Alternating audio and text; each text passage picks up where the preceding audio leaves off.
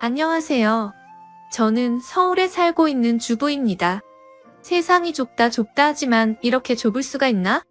사람이 정말 죄짓고는 못 산다고 하던데 왜 그런 말이 나왔는지 알겠다고 생각하게 된 충격적인 내용이랍니다. 먼저 제 소개부터 할게요. 저는 학원 강사인데요. 고등 영어를 가르치고 있어서 나름 연봉도 괜찮은 편이죠. 1년에 7, 8천만 원 정도는 벌고 있으니까 말이에요. 그 정도면 꽤 많이 버는 거 아닌가요? 그런데 제 남편도 만만치가 않습니다. 제 남편의 직업은 의사거든요. 전문의를 달고 이제 그래도 경력이 4, 5년 차 정도가 되었네요.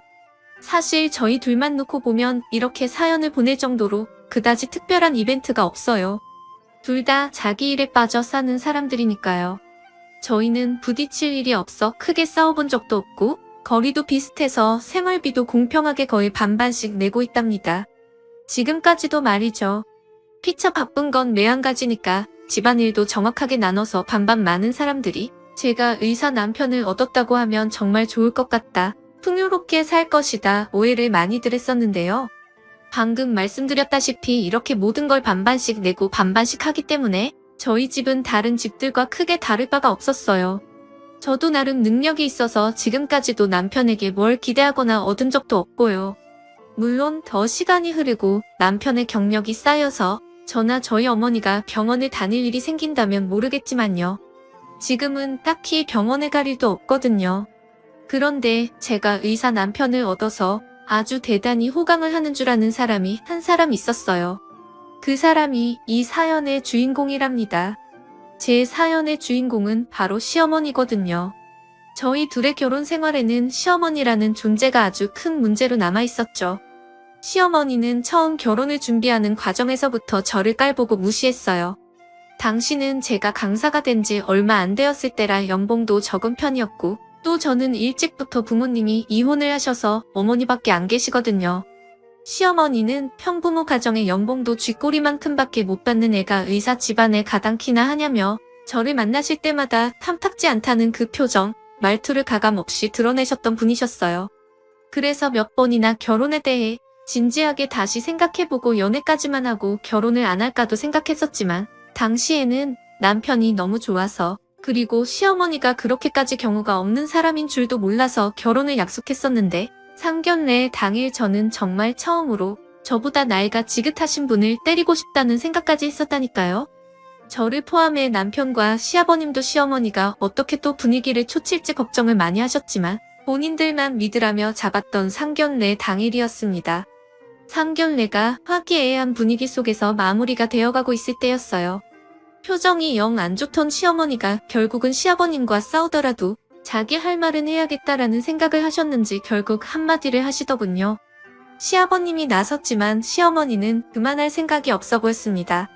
그렇게 말씀하지 마세요. 남편이 말려보았지만 시어머니는 더 큰 소리를 치시면서 내가 그렇게 멍청하고 눈이 낮으니까 이런 일이 생기는 거 아니야. 아니 잘 나가는 애들, 집 안 좋은 애들도 많은데 왜 하필 이런 애니? 계속되는 폭언과 비교로 상견례 분위기는 찬물을 끼얹은 듯 조용하고 삭막해졌고 저와 어머니는 속이 뒤집어질 대로 뒤집어져 남편이고 뭐고 이런 집에 시집가면 고생길이 험할 것 같아 자리를 박차고 일어났어요. 그러자 시아버님이 일어나 시어머니의 입을 막고 자리를 뜨려는 저와 시어머니를 말리기 시작하셨어요. 시아버님은 약사로 인자하시고 현명한 분이셨어요. 어쩌다가 저런 시어머니를 얻으셨는지 항상 의아했었죠. 다은아 미안하다. 당신 그만하라고 있지? 더는 좋게 말 못해 나도? 그게 무슨 말버릇이야 이 좋은 자리에서? 당신은 나서지 마요. 이게 말이나 되는 소리예요? 우리 아들 의사예요 의사. 어떻게 저렇게 평범하지도 못한 가난한 평부모, 가정집에 우리 아들이 장가를 왜 가느냐 말이에요. 저런 집에서 나중에 뭐 병원이나 하나 차려주겠어요? 우리 아들 등골이나 빼먹겠지? 그만하라고 했지? 당신은 그렇게 잘 살았어? 왜 사람을 그런 걸로 판단해? 이 녀석 한창 방황할 때 잡아준 게 다은이야. 둘이 사랑해서 결혼을 하겠다는데 당신이 같이 살 것도 아니면서 왜 큰 소리를 치고 분위기를 망쳐? 그만해. 아휴 사돈 제가 미안합니다. 아내가 실수를 크게 했네요. 제가 대신 이렇게 사과드릴 테니 다은이도 안고 사돈도 그만 앉으시지요. 저와 엄마는 화가 머리끝까지 났지만 그렇게까지 나서서 저희를 대변해주고 또 감싸주려고 하는 시아버지와 남편의 얼굴을 보고 겨우 참고 자리에 앉았어요. 그날 상견례장에서 시모의 갑질에 폭발 일부 직전이었지만 남편과 제 편을 들어주시는 아버님, 그리고 엄마가 제 손을 꼭 잡으며 그냥 무시하고 신경 쓰지 말라고 해서 겨우 참을 수가 있었네요. 그렇게 전 불안한 결혼식을 올리게 되었습니다. 결혼하고 나면 시모라는 사람과 그래도 사이좋게 지내려고 무지 애를 썼지만 그건 저만의 생각뿐 착각이었습니다.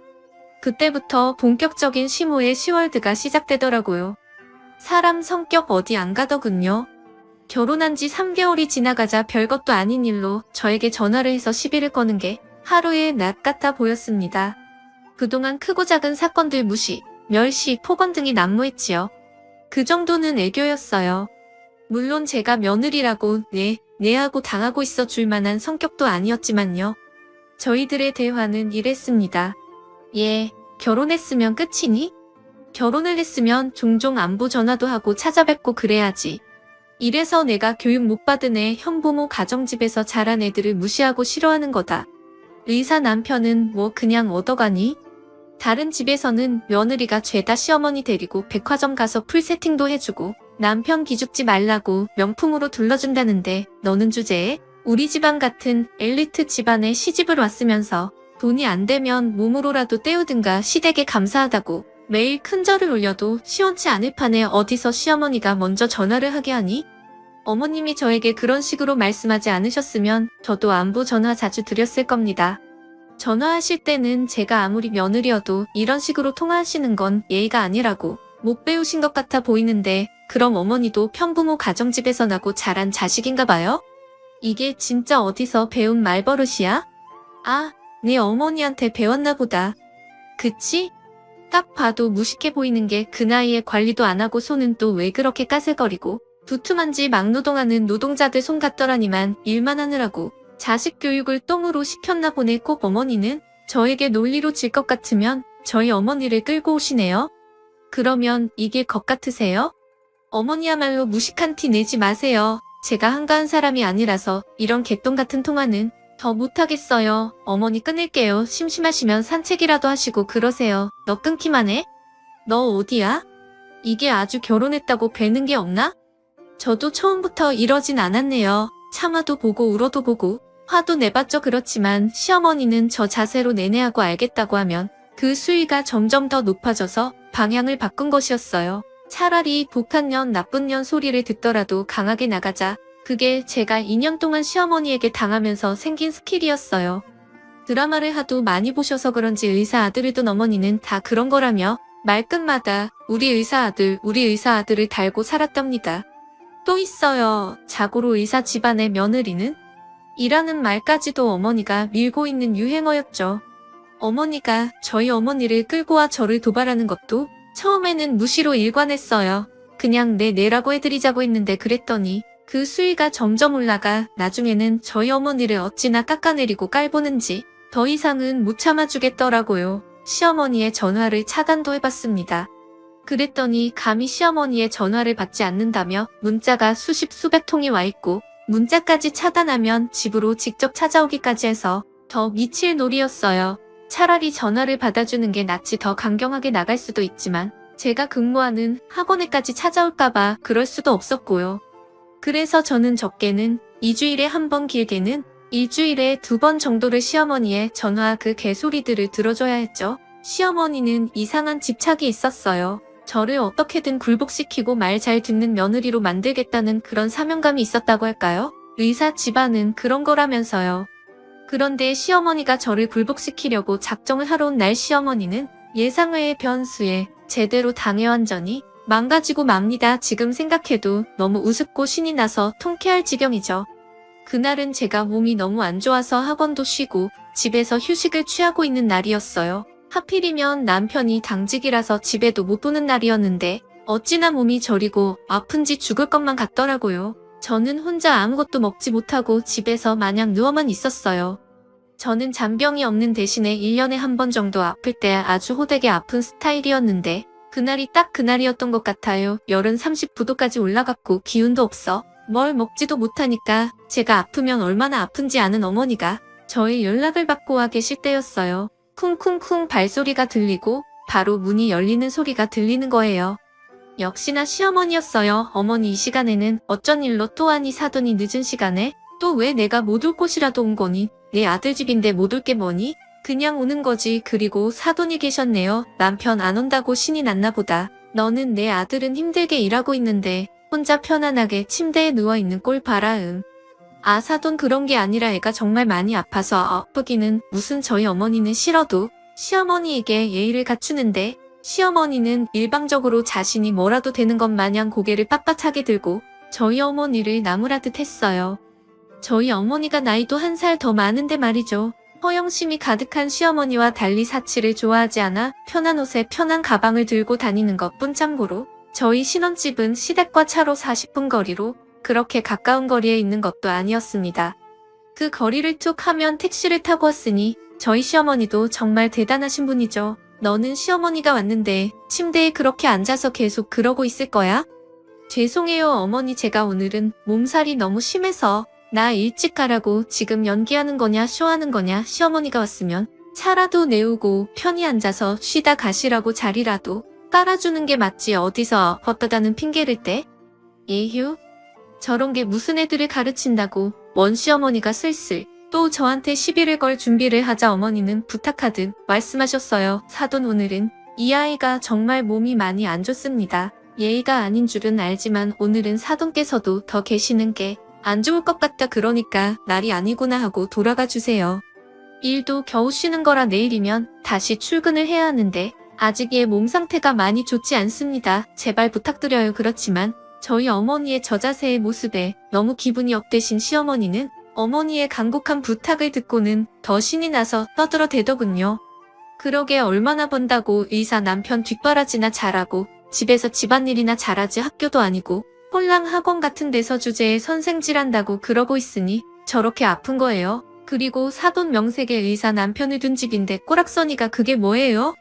창피하게 여자가 나이가 들면 더 잘 꾸며야지. 옷은 뭐 어디 시장 바닥에서 주워 입은 거예요?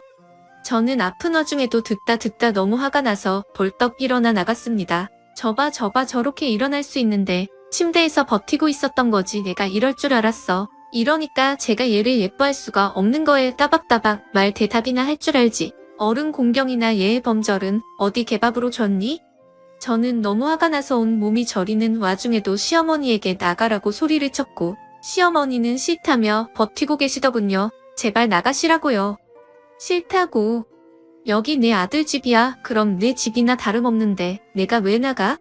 5분 정도 그렇게 계속된 실랑이에 옆집 아주머니가 시끄러웠는지 문을 두들겼어요. 저는 겨우 아픈 몸을 이끌고 문을 열었고 아주머니가 누구랑 싸우기라도 하는 거냐고 걱정해주시며 묻더군요. 이사하면서 인사를 나눴었는데 친해져서 종종 지나가면서 이야기를 주고받았던 사이라 아주머니의 등장에 괜히 울컥해졌어요. 내 편이 하나 더 생긴 느낌이었죠. 그리고 상상도 못한 일이 벌어졌습니다. 제가 옆집 아주머니와 뭔가를 이야기하고 있는 것 같자 자신의 욕인가 싶어 궁금해진 시어머니가 문 쪽으로 오시더니 집안일에 신경 끄시고 본인 일이나 보세요 아줌마라고 하는 겁니다. 그런데 아주머니께서 뭔가를 발견하신 듯 시어머니 얼굴을 많이 보시더니 말했어요. 잠깐만 너 옥순이 아니여? 뭐라는 거야? 내가 무슨 옥순이야? 저요? 참나 사람 잘못 보셨거든요. 저도 당연히 아주머니가 착각을 하시는 줄 알았죠. 갑자기 무슨 옥순인가요? 저희 시어머니의 성함은 이선이었거든요. 그런데 시어머니의 반응이 옥순이라는 이름을 처음 듣는 사람 같지 않아 보이는 거예요. 더구나 엄청 당황해 하시는 게 역력했습니다. 고개도 돌리면서 일부러 얼굴을 못 보게 하려는 것도 같았고요. 옥순이 맞잖아 너야. 이 옥순 그렇게 찾아다닐 때는 꽁꽁 숨어서 보이지도 않더니만 이렇게다. 보내 이 천하에 썩을 거사 하면서 아주머니는 순식간에 저희 집 안으로 들어와 시어머니의 머리채를 잡는 겁니다. 저는 아픈 기운도 다 사라지고 너무 놀라서 아니 아주머니 이게 무슨 일이에요? 라며 아주머니를 말렸지만 기운이 어찌나 좋으신지 덩치도 크셔서 저와 어머니가 달려들어도 아주머니는 꿈쩍도 하지 않으셨어요. 교양 그렇게 뭘 못 배우니 말하니 하시던 시어머니는 놀란 눈에 손까지 벌벌 떨면서 오만 욕을 다 하며 살려달라고 소리쳤고 아주머니의 손에서 벗어나려고 발악을 하고 있었습니다. 추하기가 이로 말할 수 없을 정도였죠. 너 이옥순 너 내 가무 찾을 줄 알았지? 그러니까 사람이 죄를 짓고 살면 안 되는 거야. 이거 사 내 인생. 내 돈 다 돌려놔 내나 그럴 거면서 내 남편을 왜 뺏어갔어? 이 썩을 거사 저와 어머니는 이게 다 무슨 소리인가 기가 막혀서 말리는 것도 포기하고 가만히 쳐다보고 있었어요. 시어머니는 울부짖으면서 아주머니에게 하염없이 맞고 있었고요. 결국 시어머니는 발버둥을 치다가 옷이 다 찢기고 떨어져 누더기가 된 상태로 신발도 못 신고 겨우 아주머니의 손에서 빠져나가 그대로 밖으로 도망가 버렸습니다. 뽕직 빠져라 달리는 꼴이 너무나도 웃겼어요. 아주머니가 한 소리가 거짓이라면 진짜 억울한 일이었다면 가만히 있을 시어머니가 아니었는데 시어머니의 반응을 보니 잠깐 들렸던 그 기상천외한 말들이 모두 사실인가 보다 하는 생각이 들었죠. 도망가는 시어머니를 잡으려고 따라가는 아주머니를 잡고 저는 무슨 일인지 말씀해달라고 부탁을 드렸어요. 어차피 도망가봐야 시어머니라서 다시 금방 잡을 수도 있다고 했죠. 제가 도와드리겠다고요. 아주머니는 물을 한 잔 벌컥벌컥 마시더니 어떻게 이렇게 만날 수 있는지 모르겠다며 자신이 수십 년을 넘게 찾아다녔는데도 못 찾았는데 바로 이렇게 옆에 두고 몰랐던 거냐며 한숨을 쉬고 너무 흥분하셨는지 거친 숨을 내쉬며 이야기를 시작하셨어요. 내용은 기가 막혔습니다. 정말 충격적이었죠. 저만 들어서는 안 될 이야기 같아서 아주머니에게 부탁했어요. 지금까지 저에게 해주신 이야기 저희 아버님과 남편 앞에서도 해주실 수 있나요? 시어머니도 잡을 겸 같이 시댁으로 가시죠. 오늘은 제가 몸이 너무 안 좋고 남편이 당직이니까 3일 뒤 어떠세요? 난 좋아할 때 이야기만 해줘. 세득 그렇게 저희는 약속을 했고 그 사실을 모르는 시어머니는 집에 틀어박혀 계셨습니다. 제가 시댁으로 데려갈 것이라는 생각은 못하셨던 모양이에요. 그동안 쌓였던 모든 것들에 대한 복수를 한 방에 할 수 있는데 왜 제가 데려갈 거란 생각을 못했는지 참 미련하죠. 그렇게 3일 뒤 남편의 휴일이 되었어요. 저는 꼭 들어야 할 이야기가 있다며 남편과 시댁으로 갔고 시댁에는 잔뜩 긴장한 표정의 시어머니와 무슨 일이 있었는지 모르는 시아버님이 계셨습니다. 그리고 저희가 출발하고 얼마 지나지 않아 뒤따라오신 아주머님은 밖에서 차를 대기시켜 놓고 등장 타이밍을 기다리고 계셨죠. 대화의 분위기가 갖춰지자 저는 아주머님에게 신호를 줬고 시어머니는 다시 만난 아주머니를 보고 손을 마구 떨기 시작하는 거예요. 시아버님이 말했습니다. 이게 무슨 일인지 설명을 좀 해줘야겠는데 네 아버님 시어머니는 신분도 나이도 이름도 다 가짜인 사람이에요. 진짜 이선희 씨는 여기 아주머니세요. 그렇습니다. 실은 원래는 과거에 둘은 오랜 친구였대요. 어머니가 안 계신 데다가 알코올 중독자인 아버지 밑에서 가난하게 크며 공장에 들어가 일을 하던 시어머니는 양가 부모님이 다 계신 중산층의 선희 아주머니를 항상 부러워했다네요. 자기는 계속 부러워한데 부모님을 잘 만나 잘 나가고 잘 지내는 것 같은 선희 아주머니가 너무나 부러웠던 시어머니는 차차 그 부러움이 변질돼 선희 아주머니의 인생을 다 자신의 것으로 가져오고 싶었고 남편을 빼앗는 것부터 시작했다고 합니다. 선희 아주머니는 자신의 남편을 빼앗을 거라고 생각도 못한 채 자신의 친구 사정이 안타까워서 틈틈이 돈을 빌려주기도 했었대요. 그 금액이 나중에는 어마어마했고요. 나중에 성공하면 꼭 갚으라면서 도움도 많이 줬었는데 시어머니는 가난에서 벗어나고 싶다는 열망 친구의 인생이 부럽다 못해 탐이나 그런 아주머니에게 은혜를 원수로 갚은 것이었죠. 그 돈으로 예쁜 옷 사입고 잔뜩 꾸민 시어머니는 선희의 친구라는 명목으로 아주머니의 남편을 따로 불러내 종종 만남을 가졌고 아주머니도 모르는 사이 둘은 꽤 깊은 관계가 되어 있었답니다. 둘의 불륜 장면을 목격하고 따져 물었지만 시어머니는 미안한 기색 하나 없었고 심지어는 돈도 빌린 적이 없다며 잡아떼더랍니다. 내가 좋아서 준 거지 내가 달라고 한 건 얼마 되지도 않잖아 증거 있어? 라면서요. 뺏었으면 잘 살기라도 하든가 나중에는 내 이름으로 개명을 하고 우리 엄마랑 아빠 이름까지 팔면서 나인 척 행동하면서 내 남편으로는 만족이 안 된다며 1년 만에 이혼을 하고 다른 남자랑 결혼을 했지. 너 그 남자 직업이 약사라고 했냐? 시아버님은 눈이 커져서 시어머니를 경멸하는 듯 쳐다봤어요. 시어머니는 불안한 듯 손을 계속 떨면서 고개를 푹 숙인 채 도망갈지 말지를 고민하는 사람 같아 보였고요. 당신 지금 이게 무슨 일인지 다 설명해. 그리고 저분 말이 다 사실이야? 말 좀 해봐. 시어머니는 아무 말도 하지 못하더군요. 못했어요. 그렇게 사사건건 시비를 걸고 따발총 쏘듯 따지며 말씀 잘하시던 분인데 정신이 나가버리신 것 같았죠. 아주머니는 말했습니다. 당신이 그 소문의 약사신가 보내 남의 집안 파탄 내놓고 그렇게 뺏어간 내 남편에게까지 돈이란 돈은 다 긁어 뺏어놓고 신분 세탁해서는 당신하고 만난 거예요. 부모님 이름이 이진수, 박경란이라고 안 하던가요? 저희 부모님 이름, 직업 저한테서 죄다 주워들었던 정보들을 흘리고 다니면서 집안 좋은 척 처음부터 자신은 이선이었던 것처럼 어찌나 말을 하고 다녔는지 저도 10년 전에 그렇게 찾아도 없던 이유가 저인 척 사칭을 하고 다녀서라는 걸 알았네요. 그리고 이건 말씀드리긴 모호하지만 아드님 유전자 검사는 해보셨어요? 시아버님은 뒷목을 잡았고 경멸하듯 시어머니를 쳐다보았습니다. 아니야. 내가 노력해서 얻은 거야. 내가 만든 거라고 신분만 빌렸을 뿐이지. 나머지는 다 사실이었어. 아니잖아. 너 내 전남편 버리고 도망가서 약사랑 결혼하겠다고 갔을 때 임신한 상태였잖아. 몰랐을까봐? 정적이 흘렀고 시어머니는 경련을 일으키며 무너졌습니다. 처음으로 보는 망연자실한 표정으로 모든 것을 다 잃었다 하는 것 같았어요. 반항할 기운도 잃었죠. 남편도 너무 놀랐고 저도 제가 들었던 것들보다 더 많은 이야기가 흘러나와 도대체 시어머니는 어떻게 살아왔던 것인지 두렵기까지 하더군요. 저런 사람이 실제로 있다니 하면서 말이죠. 아주머니는 시어머니가 그동안 자신에게 받아가고 빌려갔던 돈의 액수 그리고 이후 본인이 들은 전 남편에게 들은 불륜 과정 신분을 이용하고 다녔던 경로, 의도적으로 아버님에게 접근했던 이유, 본인이 들었던 지인들의 증언과 증거 모든 이야기를 마친 뒤 자리에서 일어났습니다. 아주머니가 떠난 자리 시댁은 쥐 죽은 듯 조용했고요. 시어머니가 어떤 경로로 시아버님을 알게 됐고 언제부터 접근을 했고 어떻게 결혼까지 했는지는 저도 잘 모르겠어요. 두 분만 아시겠죠? 아버님이 그 부분은 이야기하지 않으셨거든요. 종종 좋아서 결혼한 것은 아니었다. 사정이 다 있었다고 이야기하셨으니 대충 예상되는 건 순진한 시아버님에게 의도적으로 접근해 잠자리를 가지고 원래부터 임신을 한 상태였으면 아버님의 아이라고 책임지라고 했었을 것으로 추측이 돼요. 그리고 남편은 이후 아버님과 유전자 검사를 했고 유전자 불일치 판정을 받았어요.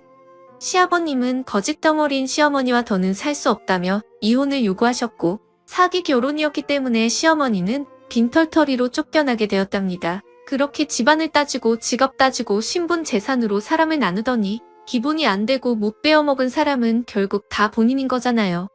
시아버님은 유전자가 뭐가 중요하냐며 남편은 여전히 자신의 자식이라며 달라질 것은 없다고 품어주셨어요. 지금은 저와 남편이 아버님을 모시며 함께 지내고 있습니다. 저보다 당직이 많고 자기 시간이 없는 남편을 대신해 제가 시아버님하고 종종 같이 데이트도 하고 좋은 곳도 다니고 있어요. 시아버님은 다행히 훨씬 편해지셨고 좋아 보이시고요. 다시 바닥으로 간 시어머니가 어떻게 지내고 있을지 가끔 궁금하긴 해요. 한 가지 말씀을 못 드려서 후회도 되고요. 이렇게라도 하고 싶네요. 뿌린 대로 거두는 겁니다. 오늘도 시청해주셔서 감사합니다. 여러분의 구독과 좋아요는 제게 큰 힘이 된답니다. 전 내일 또 찾아올게요.